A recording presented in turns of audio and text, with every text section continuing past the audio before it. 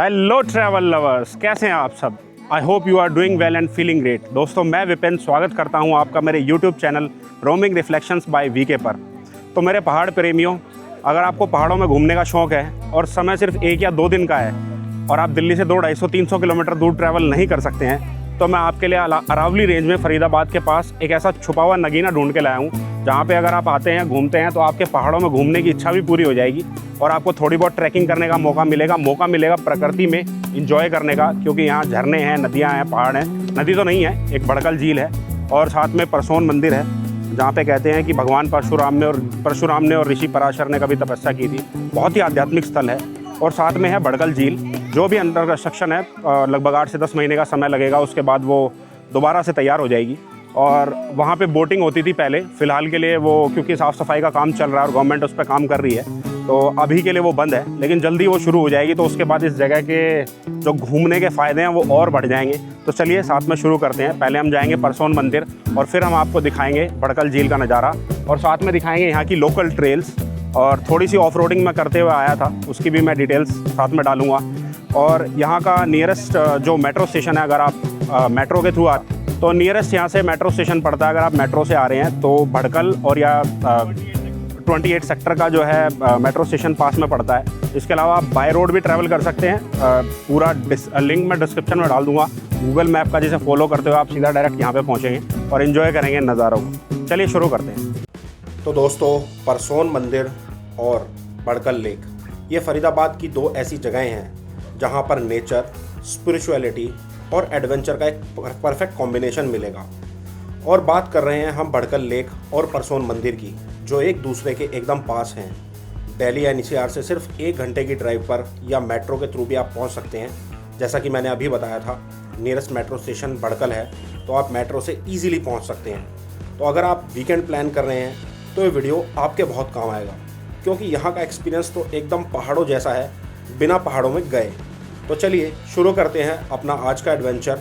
और हाँ, अगर आप पहली बार आए हो मेरे चैनल पर तो प्लीज़ लाइक, शेयर और सब्सक्राइब ज़रूर करना, क्योंकि आपका सपोर्ट ही मेरी एनर्जी और नई वीडियोस को बनाने की मुझे हिम्मत देता है। सबसे पहले बात करते हैं भड़कल लेक की, जो हम अभी आगे कवर करेंगे।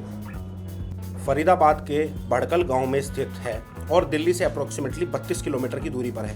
ये लेक एक्चुअली 1947 में इंडिपेंडेंस के तुरंत बाद बनाई गई थी, जब 2 अरावली पहाड़ियों के बीच एक एम्बैंकमेंट बनाकर रेन वाटर को ट्रैप किया गया था, ताकि आसपास के फार्म्स को पानी मिल सके और इरिगेशन हो सके। लेकिन दोस्तों, ये लेक सिर्फ एक सिंपल पानी का तालाब नहीं है, बल्कि ये 70s और 90s के डिकेड में इतनी फेमस थी कि यहाँ बॉलीवुड की फिल्में तक शूट होती थी। मतलब सोच सकते हैं कि कितनी खूबसूरत रही होगी ये जगह। हेमा मालिनी, धर्मेंद्र और विनोद खन्ना जैसे लेजेंडरी एक्टर्स ने यहाँ अपनी फिल्मों की शूटिंग की है। और 1980s तो famous multi starrer film the burning train का एक मशहूर गाना भी इसी लेक पर फिल्माया गया था। और सबसे इंटरेस्टिंग बात यह है कि प्राइम मिनिस्टर इंदिरा गांधी जी ने भी यहाँ लेक साइड होटल में अपना बर्थडे सेलिब्रेट किया था।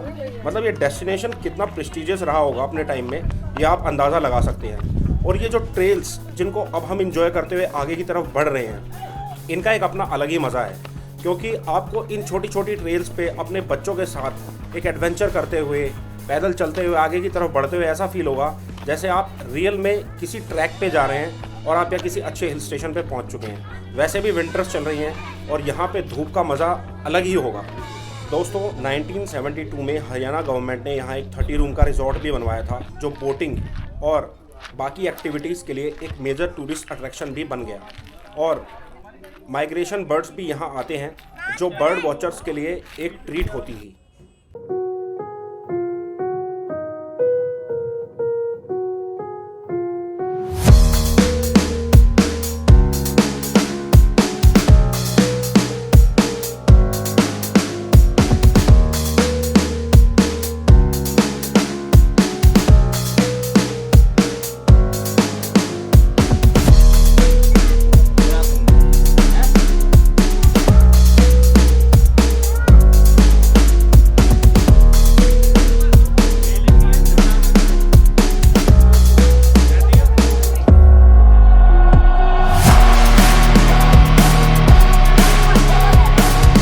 भाई जंगल है तो जानवर भी होंगे। ये लंगूर महाराज बैठे हैं पेड़ के ऊपर, आराम फरमा रहे हैं। और यहाँ से कुछ नज़ारा इस तरह का दिखाई देता है। ये जो सामने आपको लेक नज़र आ रही है, ये है भड़कल झील। मैं एक बार दूसरे कैमरा से थोड़ा क्लोज शॉट लेने की कोशिश करता हूँ।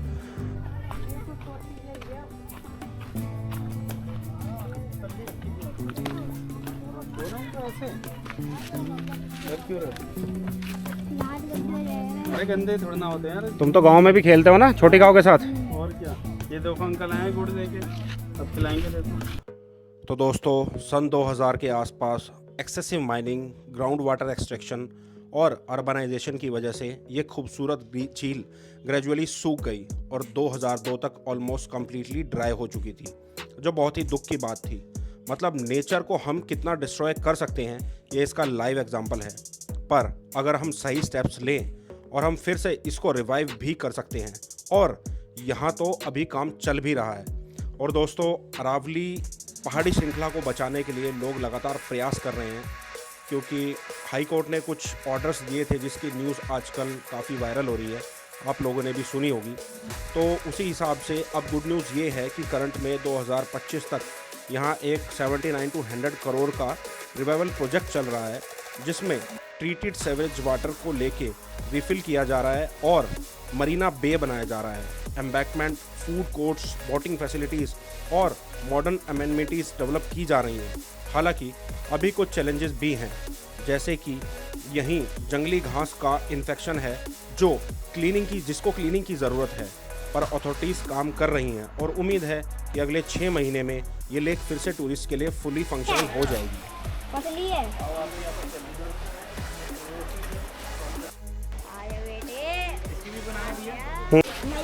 हमारे नन्हे ट्रैकर आ रहे हैं ऊपर से ट्रैकिंग करते हुए, मस्ती करते हुए।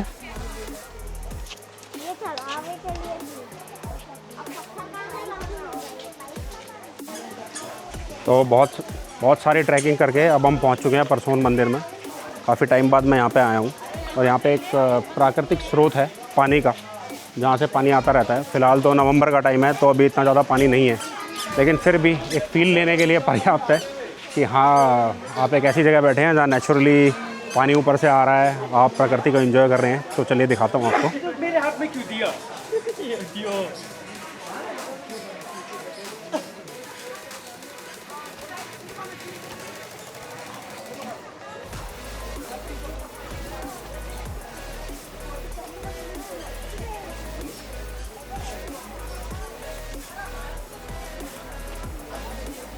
तो इसके साथ एक मेरी बचपन की स्टोरी भी जुड़ी हुई है।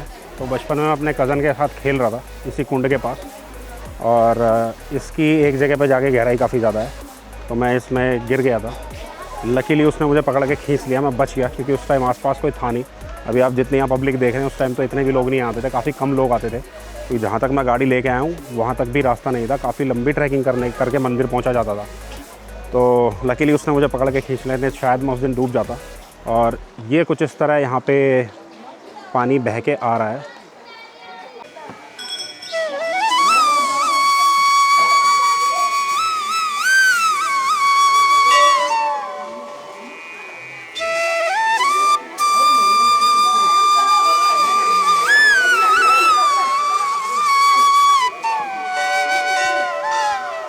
परसोन मंदिर के प्रांगण में पहुंच के जिस शांति का अनुभव होता है, उसे मैं शब्दों में बयान नहीं कर सकता। ये मंदिर ओपन रहता है सुबह 5 बजे से रात 10 बजे तक, और अगर आप अपने कन्वेंस के अकॉर्डिंग विज़िट कर रहे हैं तो आपको टाइमिंग का कोई इशू नहीं होना चाहिए। लेकिन दोस्तों, सिर्फ ये एक ऑर्डिनरी मंदिर नहीं है, बल्कि ये एक एंशिएंट श्राइन है जो महर्षि पराशर को डेडिकेटेड है, और इसकी हिस्ट्री तो त्रेता युग और महाभारत काल से जुड़ी हुई है। मतलब ये बहुत पुराना है। मान्यता ये है कि यहाँ महर्षि पराशर ने बहुत सालों तक तपस्या की थी और अपने तप और त्याग से इस भूमि को डिवाइन शक्तियों से भर दिया था। और सबसे इंटरेस्टिंग फैक्ट ये है कि महर्षि पराशर के पुत्र महर्षि वेदव्यास का जन्म भी इसी स्थान पर हुआ था, और उन्होंने यहाँ रहकर 18 महापुराणों और महाभारत जैसे महान ग्रंथ की रचना की थी, जो हिंदू धर्म के में एक बहुत बड़ा हिस्सा है। मंदिर के महंत अमरदास जी बताते हैं कि ये एरिया पराशर ज्योतिष संहिता में मंगलावानी के नाम से मेंशन किया हुआ है और द्वापर युग में अज्ञातवास के दौरान माता कुंती के साथ पांडवों ने भी यहाँ तप किया था।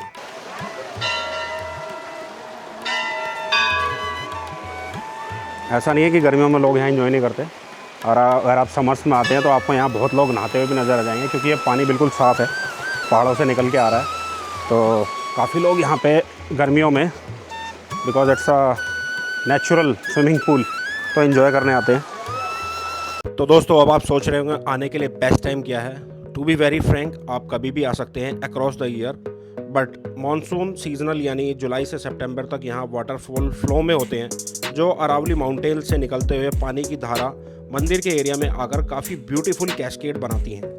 कुछ सोर्सेज कहते हैं कि ये वाटरफॉल का कनेक्शन भड़कल लेक से भी हो सकता है और यहाँ ऑलमोस्ट पूरा साल पानी रहता है। अभी थोड़ा कम है, लेकिन मानसून में थोड़ा बढ़ जाता है। इमेजिन करो एक स्पिरिचुअल टेम्पल, उसके साथ हिल्स, ग्रीनरी और वाटरफॉल का कॉम्बिनेशन, मतलब ये तो फोटोग्राफर्स का पैराडाइज है और नेचर लवर्स के लिए तो एक ड्रीम डेस्टिनेशन है बिल्कुल। और बेस्ट पार्ट ये है कि ये दिल्ली एनसीआर के काफ़ी नज़दीक है।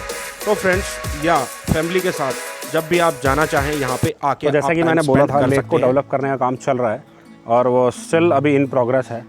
अब मैं लेक के बिल्कुल नज़दीक आ गया हूँ, लेकिन जब ये काम पूरा हो जाएगा और यहाँ से ये जो आप देख रहे हैं, ये जो हरी वनस्पति इसमें उगी हुई है, जब ये सब क्लीन हो जाएगी तो इस रिवर का जो एरिया है वो इतना बड़ा एरिया है कि यहाँ पे वापस से बोटिंग और अदर वाटर स्पोर्ट्स एक्टिविटीज़ शुरू हो जाएंगी, जो मैंने कभी काफ़ी टाइम पहले की थी। और चीज़ें यहाँ पे अभी अंडर कंस्ट्रक्शन है, शॉप्स बन रही हैं और शायद बहुत कुछ यहाँ पे बनने वाला है। तो ये कुछ ऐसा यहाँ का ट्रिप है, लेकिन फिर भी आप देख सकते हैं यहाँ अभी भी अंडर कंस्ट्रक्शन होने के बावजूद भी अच्छी खासी भीड़ है, काफ़ी लोग यहाँ पे आए हुए हैं, क्योंकि एक पीसफुल प्लेस है। मेरे ख्याल से it is one of the best place in Delhi NCR to spend a day like a family trip or short picnic trip।